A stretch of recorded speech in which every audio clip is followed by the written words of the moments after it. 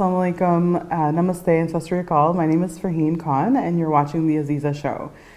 Last week we had some interesting conversations about domestic violence and we heard about some of the facts and the figures, statistics about how prevalent it is in our communities. And so today we have some guests with us who are going to speak to us about what it means to actually access service and how women that are affected by violence, whether it be domestic or sexual, can access service and why it's so important to do so. So with us today is Manal Faroqui and Zaineb Chaudry. Thank you so much for being here today. Thank you for having us. Mm-hmm. So I guess the conversation, as I mentioned in our last episode, was really about, there was 2 episodes that we've had so far that really have talked about violence in general. One was more focused on sexual violence, and then the other one was more focused on domestic violence. I guess in both cases, what we're trying to talk about here is violence against women, right? So can you maybe, give us an idea of why you think that violence against women actually occurs? Why don't we start with that? It's a big question.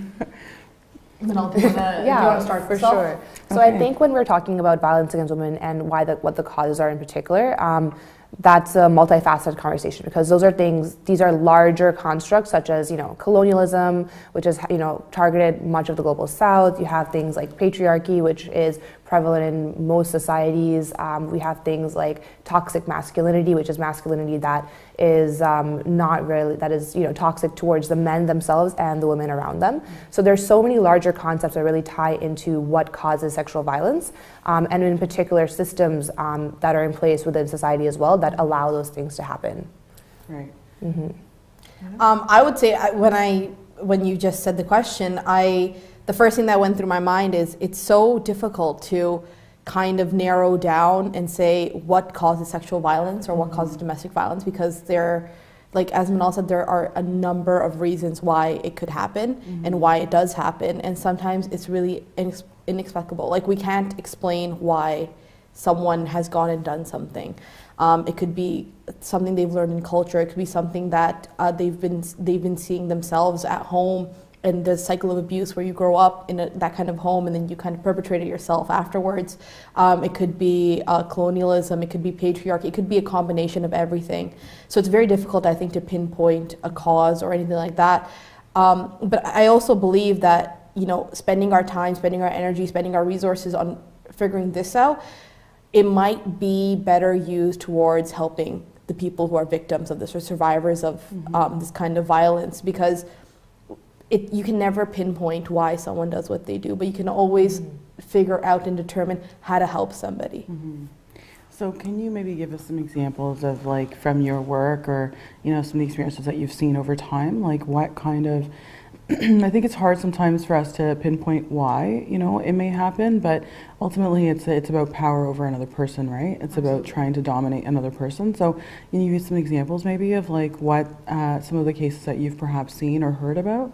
Just to give us our audience a sense, right? Because sometimes, one of the biggest things, I know from my work in the violence against women sector has been that oftentimes we don't even know that it's happening to us, right? And so perhaps we can share some ideas around what you think might actually be, what actually abuse could look like, yeah. Absolutely, and I think one of the things is that people don't realize that violence and sexual assault happens on a spectrum.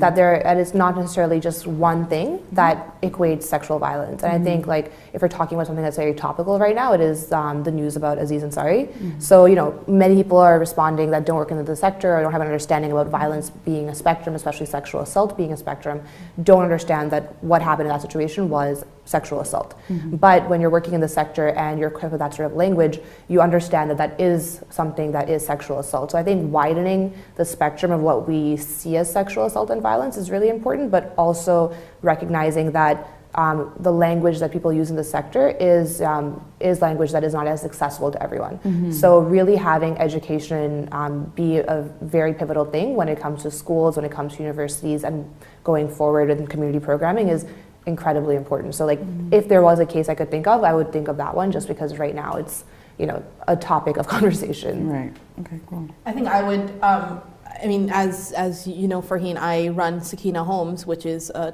group of transitional homes for Muslim women and children in North America. So in my line of work, I kind of work with clients on a day-to-day basis who have gone through anywhere from financial, emotional, psychological, mental, physical, sexual abuse, any like along that spectrum, like any one of those, and a number of those sometimes combined. So for me, on a day-to-day basis, I see this kind of forefront right in front of me, like a case that, if you say what's like the last case that you worked on that had like financial abuse tied into it, I could give you like probably the last 6 cases that I worked on have all had financial abuse tied into them. How many of them have been sexual abuse? Okay, maybe 2 of those have been sexual abuse. How many of those have been like psychological abuse? Probably all of them have been psychological abuse at some point on the spectrum. So when we look at cases like this in our community, and when we look at them like the one that you said about Azeeza and Sorry, it's sometimes difficult for people who don't work in the sector to pinpoint that, okay, is this abuse? Or if it is abuse, what kind of abuse is it? Sometimes people don't understand what abuse actually entails. They think it's very clear cut that, like, let's say like slapping someone across the face or sexually assaulting someone, that's abuse.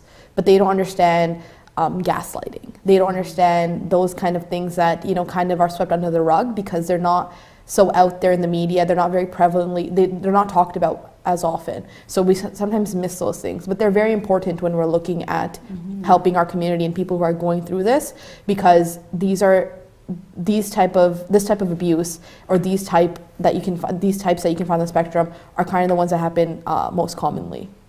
Absolutely, and kind of like just touching upon like what you just said about monetary abuse, for example. When we say that, for example, it actually means that, you know, there's a woman, for example, who is not able to be in charge of her own money. It actually affects her agency. It affects her agency to exit the home. And, you know, that is an example of, you know, what monetary abuse would be. Legal abuse would be someone holding on to a woman or person's papers, not allowing them to, you know, be valid in this country and whatnot, right? So that when you're talking about the spectrum of abuse, there's so many different ways that someone can be impacted in one particular case of sexual violence or assault that it's multifaceted, and looking at all the different sorts of abuse that happen in a situation is one of the most important things going forward. Yeah, no, of course. Thank you for sharing that, because I think it's often really hard for us to kind of, especially when we're in it, you know, it's very difficult to sort of figure out whether or not we're actually experiencing it. So one of the questions I think is also really key here is to talk about what happens when you know, a woman decides to disclose that she's experiencing abuse, right? What generally happens, what have we seen in community, and what should actually be happening? Maybe we can talk about that. Sure. You want me to? Okay. So, I mean, again, in my line of work, this is something that I see every day, because we work with the families as well sometimes, of the people who come to us if they choose to bring them into their healing process. And the majority of time, unfortunately, it's a lot of, we don't believe you because he said, she said, he's older than you. Or let's say, for example, we had a client come in and her uncle abused her for many, many years, and she told her family, and her father said, we don't believe you, like, you're just lying just to get attention. That's the way you've always been, and, you know, it doesn't matter to us. Like, he's my brother. He will continue coming to this home. He'll continue to be invited into our family, and, you know, you just have to get over whatever you think happened, because it didn't actually happen. And it led to many, many more years of abuse after her telling her family, because the uncle kind of got, you know, a little bit more like power behind him. He was like, great, like, they believe me, they don't believe her. We can continue on doing whatever I was doing, and, like, you know, no one's the wiser. So many times that is something that happens, that they're not believed. Or, you know what, the other side can also be that many times they're believed, but nothing comes through it, because everyone's worried about pride, whether it's family pride, whether it's, you know, don't like put Muslims in the media like that, don't you know, put like Pakistanis in the media like that, don't put Indians in the media like that. Like, we don't want to, you know, make our family business like something out for everyone in the open. So let's keep it between us. We'll try and solve it. And that almost never works, because, you know, unfortunately, people in the community aren't equipped to help survivors. There are professionals out there who can help. So there's counseling services, there's shelters, there's transitional homes, there's workers, you know, therapists, counselors, people who can help you. And it's not necessary that your story is being, you know, put out there for everyone to hear and know. It's people who are close to you, people you trust, and people who work in confidentiality with you and your family who can, actually help you. And that's, I think, something that our community is missing. That kind of, they have a gap in understanding of where they can go for help, and they think once it's out, you go to the police and the police puts it out and that's it. Your family's done with. No one's going to marry you. No one's going to marry your sisters. Who's gonna want to be part of this family after they hear all this happen? So it kind of is a lose-lose situation, I think, for these survivors of violence, especially when it's done. Especially when it's domestic violence or violence in the family, it's very, very difficult because they're trapped, and their only way of leaving is leaving everything they know and they love behind. Because just because one family member, whether it even be a parent or a sibling, has abused you, doesn't mean that your love for the rest of your family has diminished, right? Even if I've had someone who's come to me and they said that, my family doesn't believe me, but I still love my parents. I can't live without them, and it's very difficult because she still wants to be part of her family, and I don't believe her, and it's kind of a lose-lose situation. They're kind of stuck between two hard places. Yeah, and I think one of the factors as well within those situations is, especially if you're coming from an immigrant background, if you're from a racialized community, a religious minority community, etc.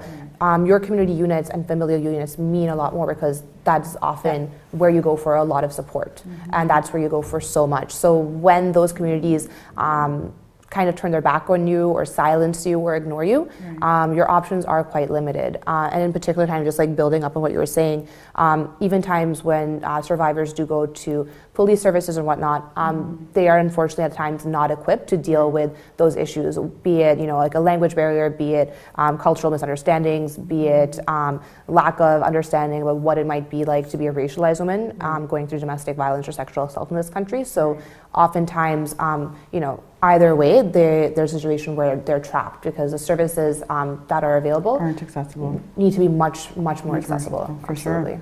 All right. Well, thank you for the conversation. We're just going to take a quick break and then we'll come back.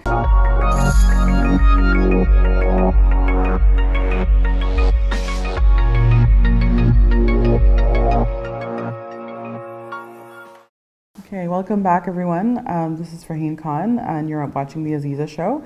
We have our two guests here, Manal Faroqui and Zaineb Chaudry, and we're talking about the issue of domestic violence and sexual violence and the need to access service. I know in the previous episodes we've been talking about, what does violence look like? This is about making sure that we have access when we need it. So one of the questions that, sort of even during the break we were talking about was, how do we ensure that why is it important for women to access service, and what are some of the fears that people might have around accessing service, and why, and how can we kind of give people that reassurance that accessing support is important?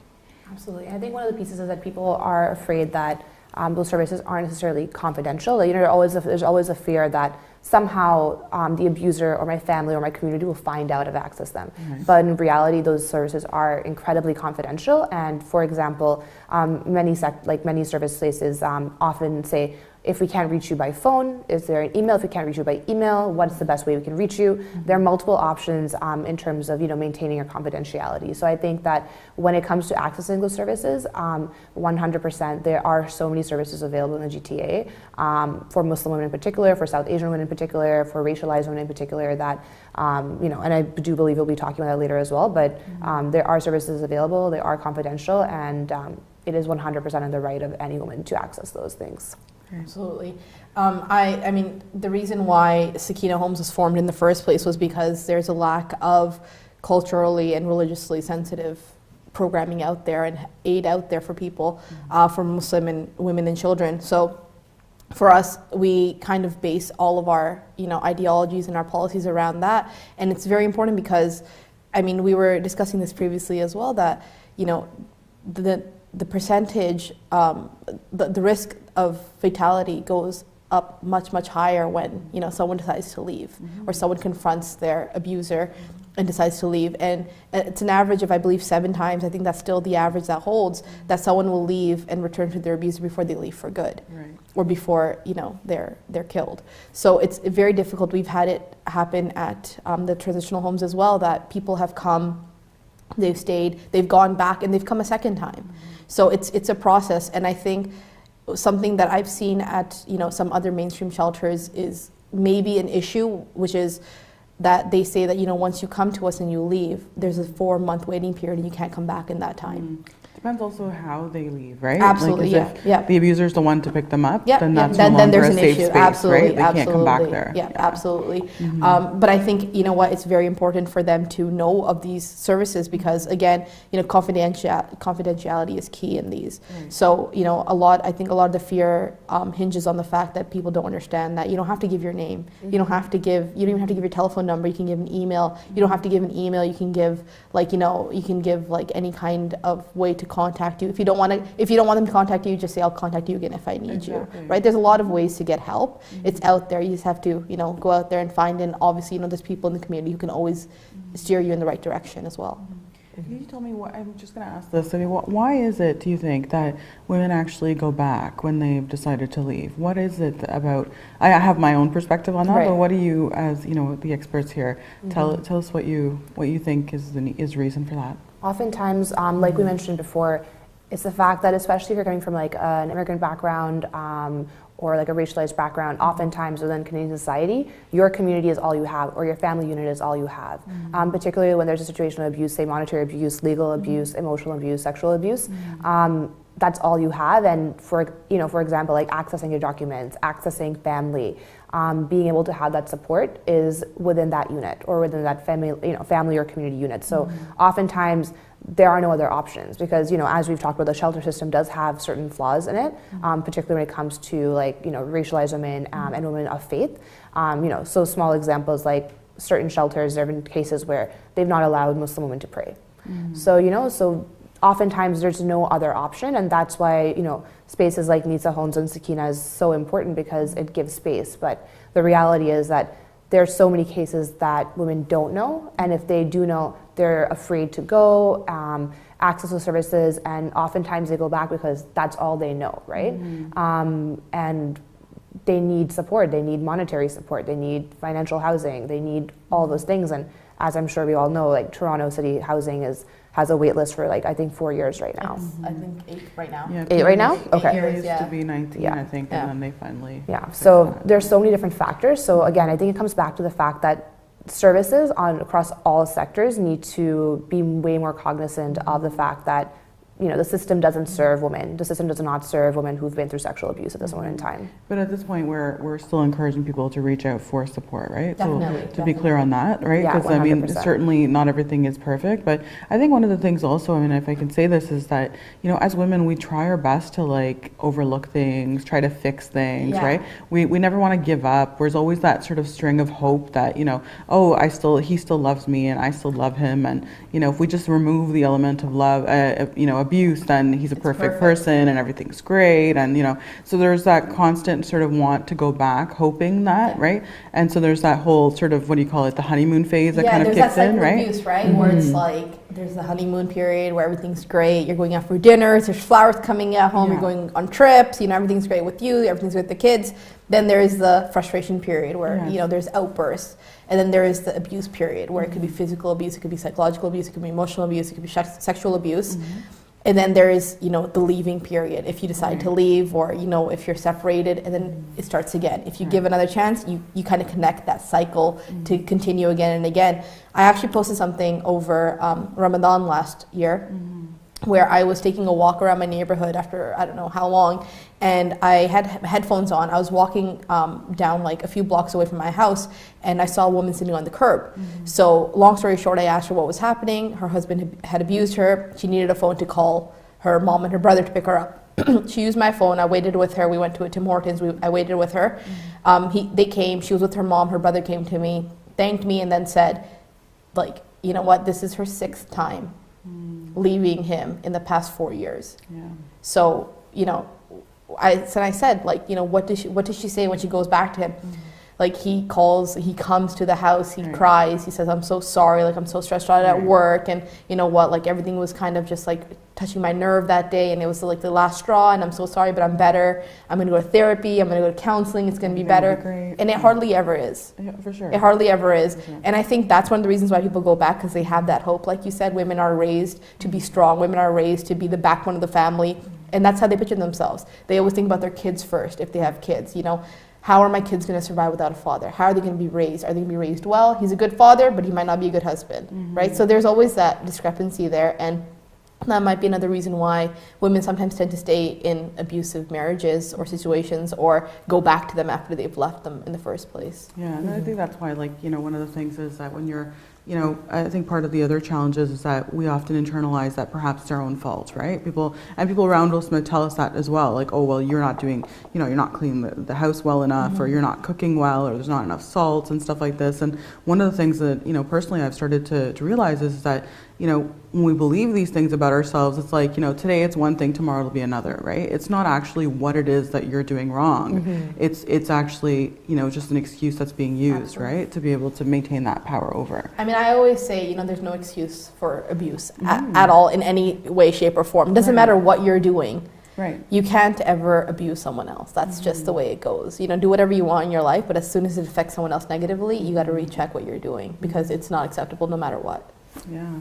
Absolutely. I think like a part of what you're saying is the fact that there are those structures that, you know, like be their cultural, familial values, whatever, that make it okay to say, oh, it's you. Right. It's what you're doing. Right. And a part of that is also just, you know, emotional manipulation and, you know, all of that sort of emotional baggage that is often placed upon women, you know, that they have to do the emotional labor, that they have to make a sacrifice. So I think a part of this, again, like comes down to raising men and within community and within families to, you know, take that onus of emotional labor and realize that, you know, they're able to actually stop the cycle of abuse and violence.